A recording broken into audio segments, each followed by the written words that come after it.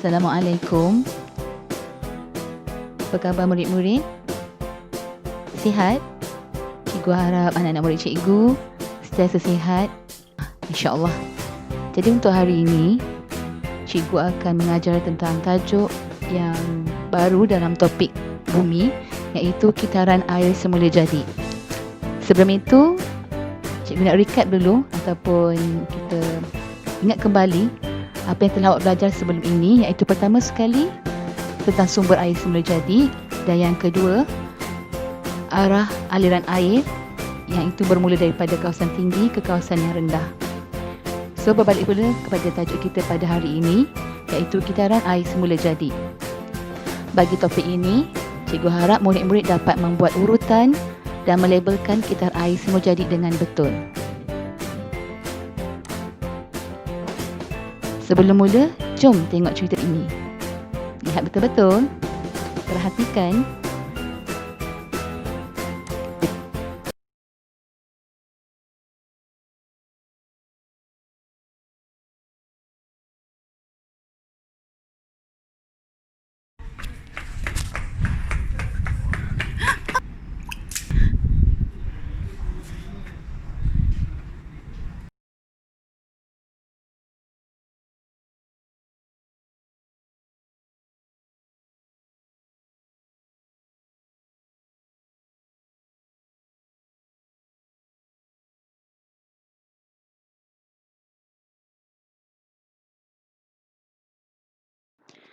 Jadi, ke manakah air tadi menghilang? Nak tahu? Jom tengok video ini. Hello, saya Cik Air. Saya akan membawa anda melawat kita air semula jadi.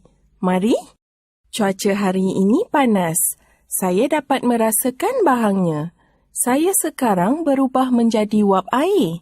Ini bermakna saya menyejat. Saya semakin ringan dan saya naik ke udara. Saya naik semakin tinggi dan keadaan semakin sejuk. Sekarang, saya menjadi titisan air. Terdapat berjuta-juta titisan air di dalam awan. Awan menjadi semakin berat. Oh tidak, kami menjadi terlalu berat dan kami akan jatuh. Kami jatuh sebagai hujan ke daratan. Kami juga jatuh ke dalam sungai dan laut. Sungai mengalir ke laut. Esok, apabila cuaca semakin panas, kami melalui semula kita air yang sama.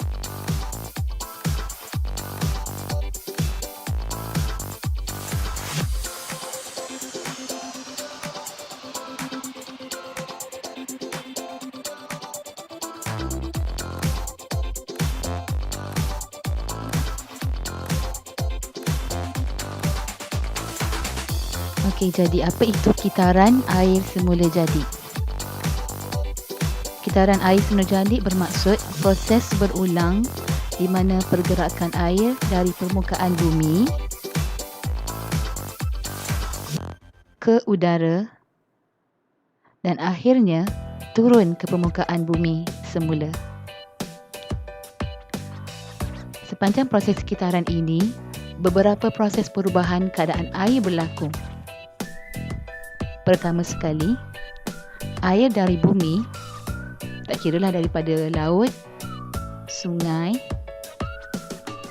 tasik dan pelbagai lagi kawasan yang mempunyai air di bumi, air tersebut akan tersejat sebagai wap air dan naik ke atas. Hal ini berlaku kerana air menerima haba. Seterusnya, yang kedua, wap air yang terkumpul akan membentuk awan. Dalam suatu tempoh masa, awan terkondensasi menjadi hujan. Hujan tersebut akan turun semula ke bumi. Air yang mengalir ke bumi tersebut akan mengalami proses yang sama daripada awal. Jadi, berdasarkan penerangan cikgu, cuba murid-murid labelkan gambar raja kitaran air di bawah secara lisan. Tak perlu menulis hanya nyatakan jawapan bagi keadaan air daripada nombor 1 hingga ke nombor 4. Murid-murid boleh berhentikan video ini buat seketika dan cuba labelkan. Dah faham? Kalau dah, cuba lengkapkan ayat di bawah. Yang pertama, air bertukar menjadi apabila menerima haba. Yang kedua, wap air berkumpul membentuk. Yang ketiga, awan yang berat turun sebagai. Dan yang keempat, air hujan mengalir semula ke. Cikgu harap murid-murid dapat menjawabnya dengan baik. Untuk aktiviti pada kali ini, kita akan membuat diorama kitaran air. Apa itu diorama? Murid-murid boleh melihat gambar di bawah ini. Dapat gambaran tak apa itu diorama? Tak? Okey, kalau begitu, jom kita tengok video seterusnya untuk menerangkan apa itu diorama.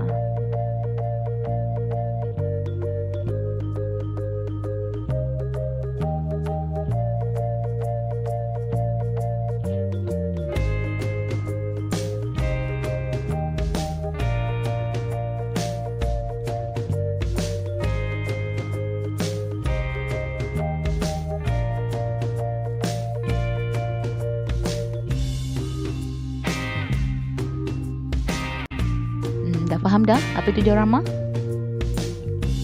Seterusnya, untuk menyiapkan diorama ini, murid-murid perlu menyediakan beberapa bahan.